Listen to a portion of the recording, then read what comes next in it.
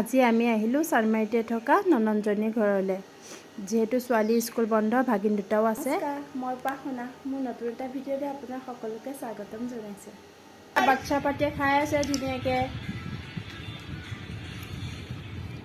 এয়া আমাৰ মা বহি আছে হাঁহি হাঁহি।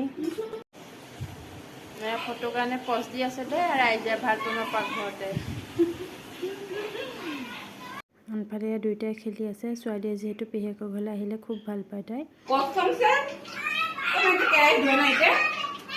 কি হৈছে? হাত নোধোৱাকৈ মাংস বনাইছে।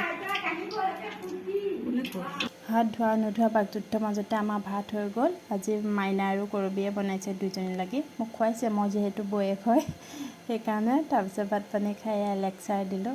তাৰপৰা টিভি চাই কিছুমান ওপৰত কিছুমান তলত চব পিনে বহি আছে আৰু।